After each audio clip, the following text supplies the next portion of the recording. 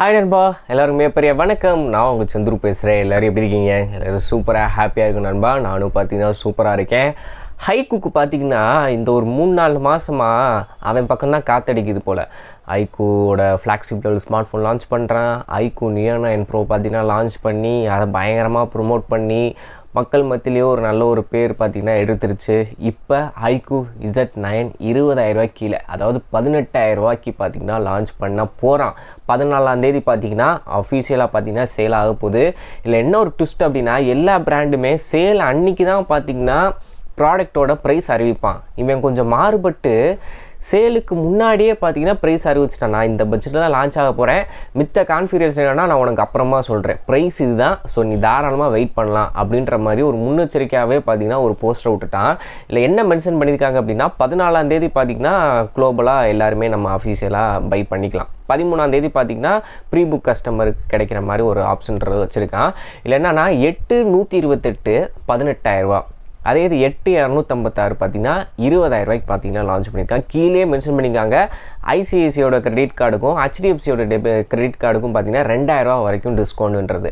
So இந்த credit கார்டை பொறுத்த வரைக்கும் எல்லாருக்கும் தெரிஞ்சது, அதை கரெக்டாக டியூ டேட்டுக்கு நம்ம அதை பணத்தை கெட்டும் போது அது மூலியமாக கிடைக்கிற பெனிஃபிட் அதிகம். அதே மாதிரி அதை ஒழுங்காக நீங்கள் கெட்டாமல் விட்டிங்கன்னா அதை விட பெரிய ஆப்பு நமக்கு நாமே வச்சுக்கிறவ முடியவே முடியாது. அந்தளவுக்கு பார்த்திங்கன்னா மிகப்பெரிய ஒரு தொல்லையும் கொடுக்கும். ஆனால் கரெக்டாக அதை யூஸ் பண்ணுறவங்களுக்கு அது என்றைக்குமே கைடு துடுத்துரு. இப்போ நானுமே பார்த்திங்கன்னா ஐசிஐசியோட கிரெடிட் கார்டு வச்சுருக்கேன். இந்த வீட்டில் மிக்ஸி கிரைண்டர்லாம் வாங்கணுன்னாங்க, ப்ரீத்தியோடது வாங்கினேன். 7,000 சில்லரை பிடிச்சி 2 சேர்த்து கார்டை யூஸ் பண்ணால் 1,500 டிஸ்கவுண்ட் கிடச்சிச்சு. நான் அந்த அமௌண்ட்டை டியூ டேட்டுக்கு 1 மாதம் டியூ டேட்டு அது நாளே பார்த்திங்கன்னா கட்டிட்டேன். அதாவது டியூ டேட்டு நாளைக்கு வருதுன்னா நான் இன்றைக்கே பார்த்திங்கன்னா மொத்த பணத்தை கட்டிட்டேன். எனக்கு அந்த 1,500 மிச்சம். அதே மாதிரி மூவி டிக்கெட் புக் பண்ணும் போதாக இருக்கட்டும், இந்த ரெட் பஸ்ஸில் டிக்கெட் புக் பண்ணும் போதாக இருக்கட்டும், எல்லாத்துக்குமே நம்ம கிரெடிட் கார்டு யூஸ் பண்ணும்போது ஆட்டோமேட்டிக்காக பார்த்திங்கன்னா அதில் ஒரு போனஸ் பாயிண்ட் மாதிரி ஆட் ஆகுது. அதை வச்சு நம்ம நிறையா பண்ணிக்கலாம். ஸோ இந்த மாதிரி பெனிஃபிட் இருக்குது, பிரச்சனையும் இருக்குது. நான் இந்த ஐசிஐசிஐ கிரெடிட் கார்டு, HDFCயோட கிரெடிட் கார்டு, ஆக்சிஸ் பேங்கோட கிரெடிட் கார்டு, SBIயோட credit card, official Flipkart and அமேசானோட ஆஃபர் லிங்க்குக்கான கிரெடிட் கார்டை வந்து கீழே டிஸ்கிரிப்ஷன் ஆட் பண்ணுறேன்.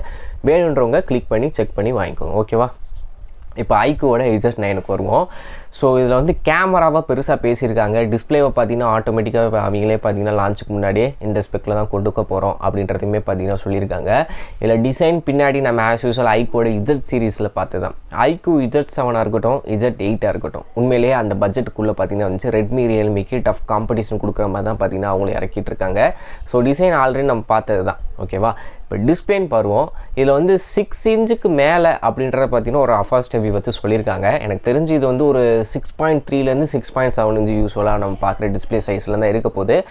Amoled டிஸ்பிளே 120 ஹெர்ட்ஸுக்கான ரெஃப்ரெஷ் ரேட் பார்த்திங்கன்னா இந்த டிஸ்பிளே சப்போர்ட் பண்ண போகுது. அது மட்டும் இல்லாமல் 1800 நிட்ஸ் வரைக்கும் பீக் பிரைட்னஸ் லெவல் போகும் அப்படின்றதையும் பார்த்திங்கன்னா அஃபீஷியலாகவே ஐக்கூ தரப்புலேருந்தே மென்ஷன் பண்ணிட்டாங்க.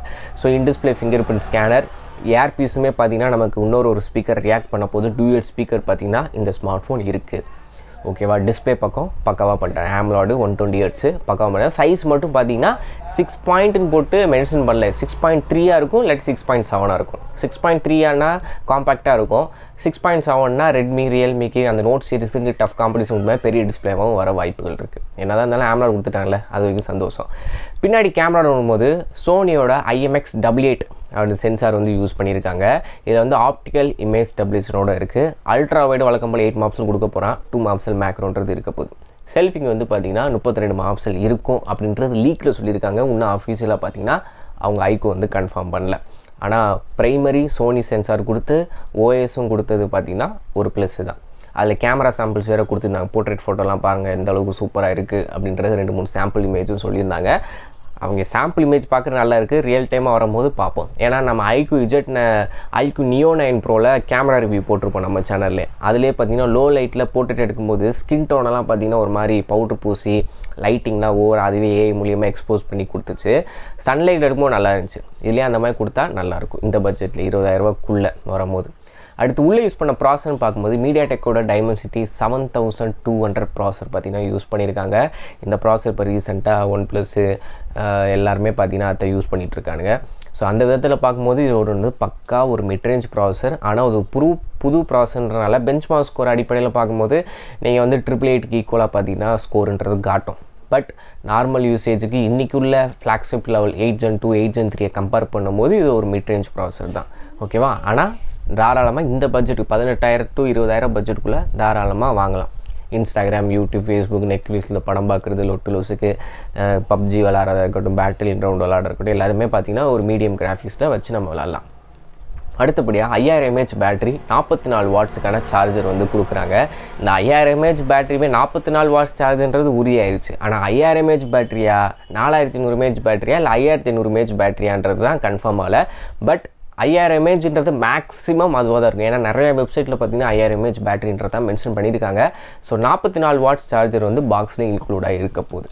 ஸோ இதில் வந்து ஐபி ரேட்டிங் இருக்கா இல்லையா, ரேம் என்ன வெர்ஷன் யூஸ் பண்ணியிருக்காங்கன்றதெல்லாம் லான்ச் அப்போ தான் தெரியுது. மிட் ரேஞ்ச் ப்ராசஸ்னால LPDDR4X ரேமாக இருக்கும், UFS 3.0 ஸ்டோரேஜாக இருக்கும். ஸோ இதுதான் பார்த்தீங்கன்னா இருக்கும். இந்த ப்ராசஸருக்கு இந்த பட்ஜெட்டுக்கு இதுதான் கொடுப்பாங்க. நம்ம LPDDR5Xலாம் எக்ஸ்பெக்ட் பண்ண முடியாது. ஓகேவா? இதுதான் நண்பா. ஆனால் IQoo Z9 பொறுத்த வரைக்கும் இந்த 18,000 பட்ஜெட்டுக்கு உண்மையிலே ஒர்த்து தான். ஓகே நண்பா, வீடியோ பிடிச்சா லைக், ஷேர், சப்ஸ்கிரைப் பண்ணிக்கோங்க. Thank you, bye by.